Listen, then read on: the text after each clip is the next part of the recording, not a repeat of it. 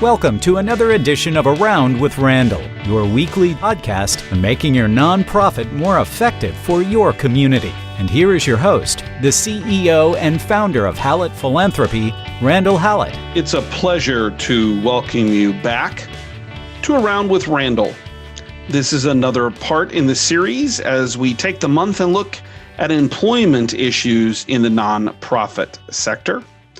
We've talked a little bit about the issues involving salaries and some of the challenges there.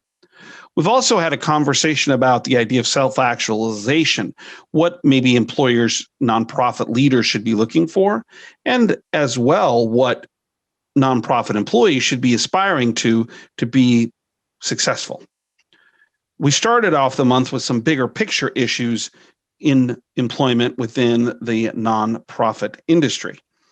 Today, we're going to talk about the largest population of employees in the nonprofit world and, for that matter, in general workforce. And that's the idea of millennials. I think some people are sometimes surprised that millennials are actually the largest sector of the generations that are currently employed. A millennial is classified as someone being born between 1977 and about 1995 or so. By 2030, it's estimated that 75% of the workforce everywhere will be millennials. And today, it has moved past being a plurality. It's actually a majority of the overall number of employees in the United States. As with every generation, their upbringing and what is a part of that process has really created the type of people and the type of worker and the type of perspective they have. Millennials are no different. So let's talk a little bit about millennials and how that fits into our workforce. And then, as always, we'll finish with some tactical. What are some things you can do to better engage?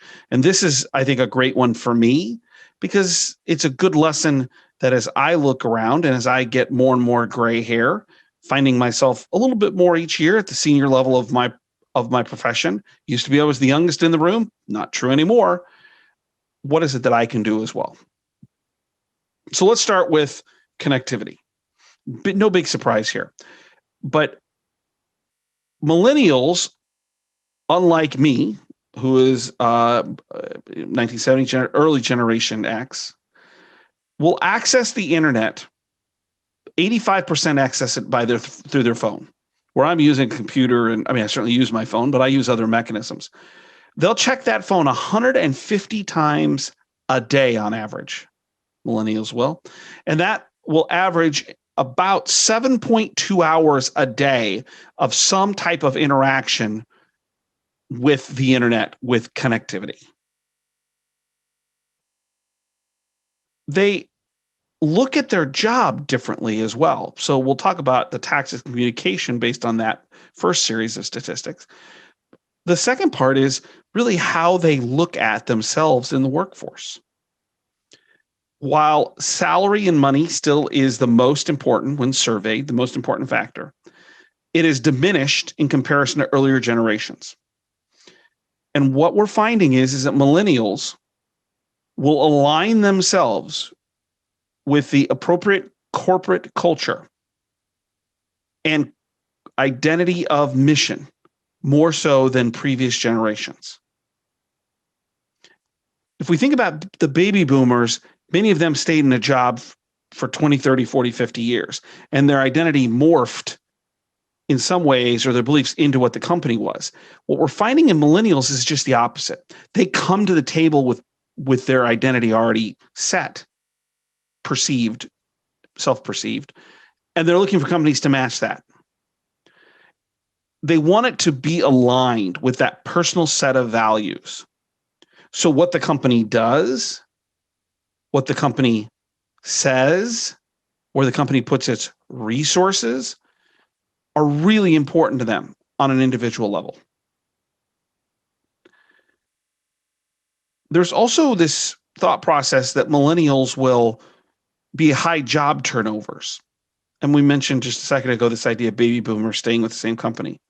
So some stats on that. So 21% of millennials say that they've changed a job in the last year. And 60% say they're open to a job change right now.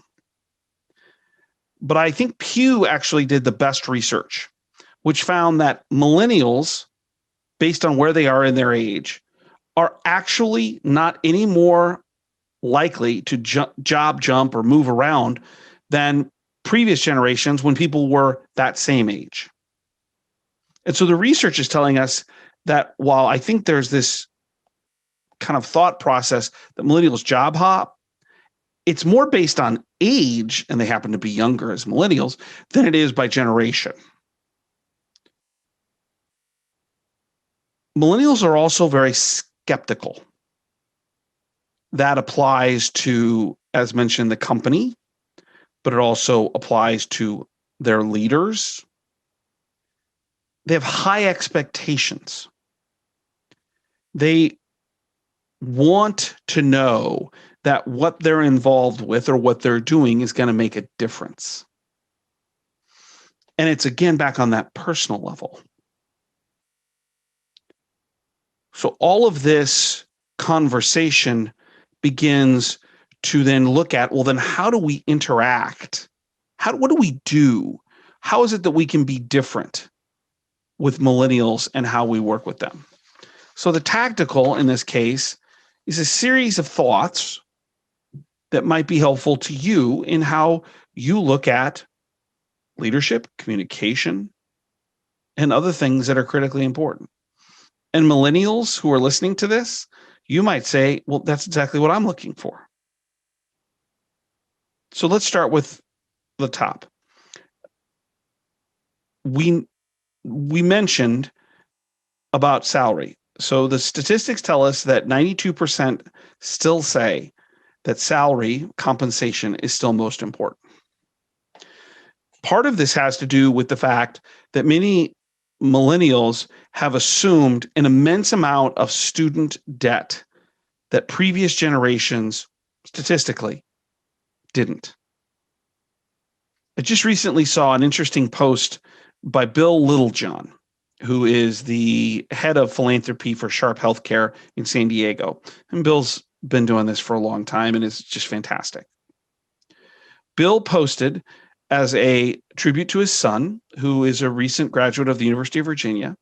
He posted out of some type of notebook or something he had kept, his tuition bill from the University of Virginia when he went, which would be 40 plus years ago.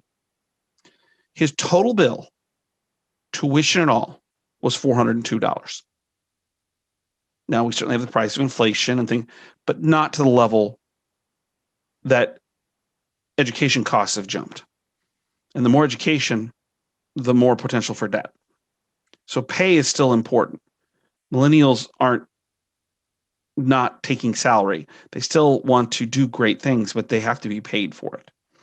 And the debt load that they have acquired is staggering, particularly for me, who worked part of the way through college, went to law school, got a master's, doctoral work. I was working the whole time. I never got very far into debt. And I don't think that's possible today. The second thing is that we know that millennials, in terms of communication, need constant reminding of what the company is and what it's doing. It's quick, it's updates, it's meaningful. If you are not looking at how to increase your internal communication, then you are probably struggling to reach this generation. As I started the podcasts, and for those who may be listening and have downloaded, there's also a YouTube channel where these same podcasts can be done visually. I did not come to the conclusion of doing video podcasts. I just happened to do them because the software I used recorded me audio and visually at the same time. When my marketing team got a hold of that information, they started pushing out this video information. And I said, no one's going to watch. We watch the numbers, or they do. And it's stunning. The other part of communication is it's just not audio. They're used to a visual presence. They're used to seeing someone's face or watching the activity. And so the days that I remember growing up, as an example, listening to football games on the radio or basketball games on the radio here in Nebraska with Lyle Bremser or Kent Pavelka, doesn't resonate as much with millennials who are used to seeing, surfing, watching video, being able to watch certain activities on their phones. So be aware that when you do the communication, it just can't be one mode. Probably multiple modes are effective, more effective than if you just do a written piece of paper or a memo or something of that nature. With millennials, we know that trust is key. Do they trust the organization? Do they trust their manager and supervisor? This is where communication also becomes important. Growing up here in Nebraska, I always remembered my grandparents and then my dad and mom and now me. We kind of say, well, a handshake's like a contract here. It only takes once or twice where you don't do what you say and things kind of go south quickly. That's true of millennials. Do you do what you say you do? That means from a corporate governance structure, meaning things you believe in and the organization believes in, things you believe in. Are you doing the things that you say? Trust is unbelievably important to millennials. And when that trust is broken, it's really hard to get it back. That's true of human nature, but I think it's even more so when we talk about millennials. They view their work as more flexible. And in some ways, what we went through in COVID was very much to the advantageous and for millennials, because they want that kind of flexibility. What will be interesting is what happens coming out. And we've talked on previous podcasts, in particular, ones dealing with where people are going to work and work-life balance and things of that nature. I think that was maybe podcast 33 or so, that if you're not finding the ability to balance that work-life environment, particularly with a millennial, they'll go find some place that will. And if that means if you're Generation X like me, or even if you're near the tail end of your career, so you're kind of at the end of the baby boomer generation, you're going to have to learn how to use technology because they already get it. And so being able to do that in an effective way is really important to meet their level of expectation.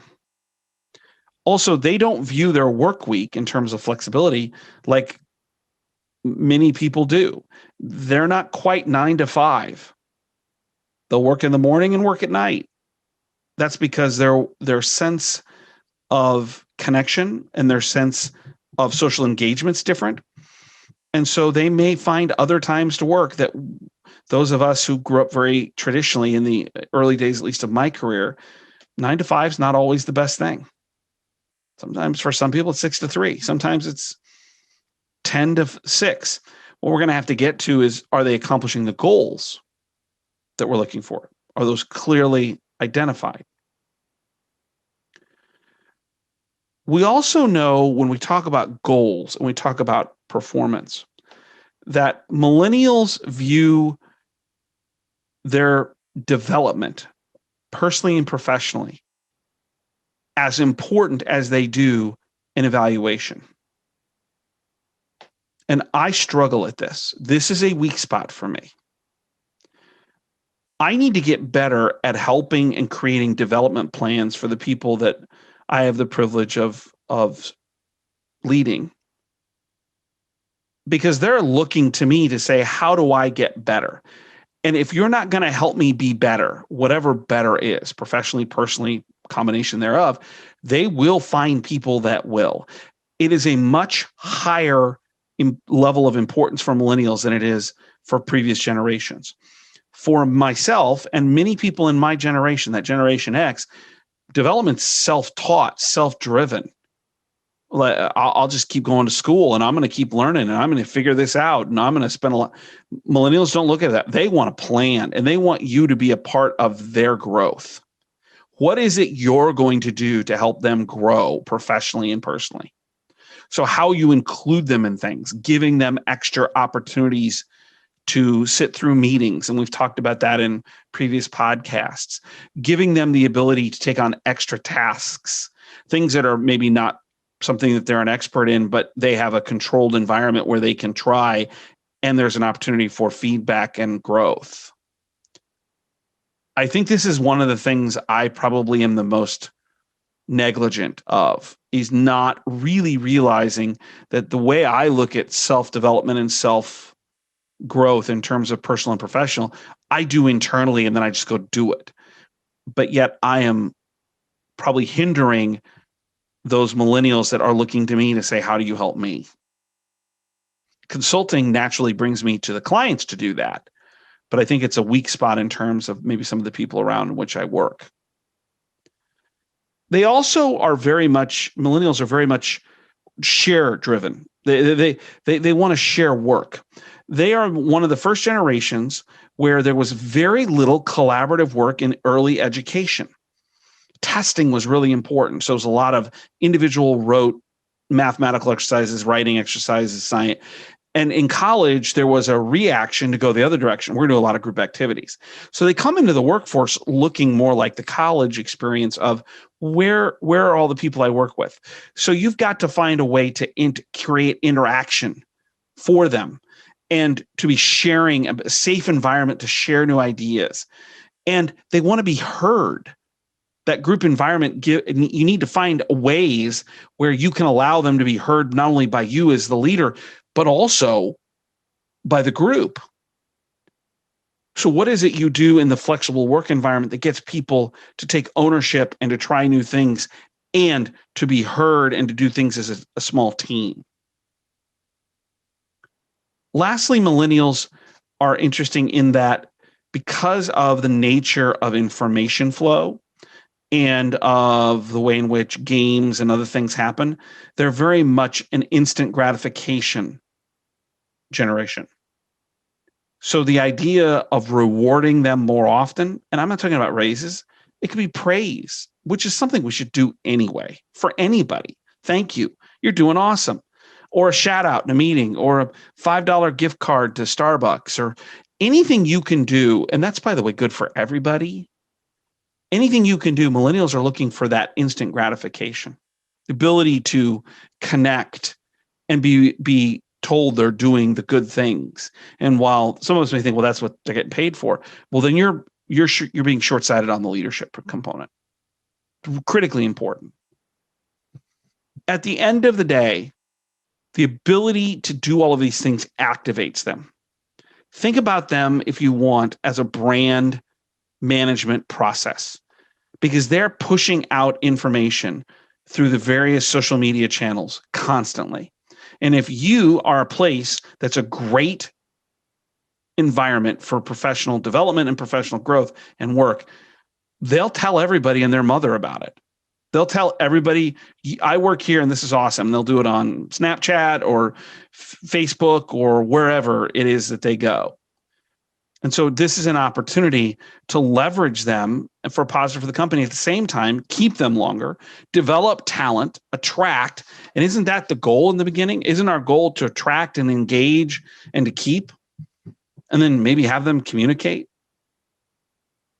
Millennials, 75% of our workforce in the United States and around the world by 2030 will be millennials.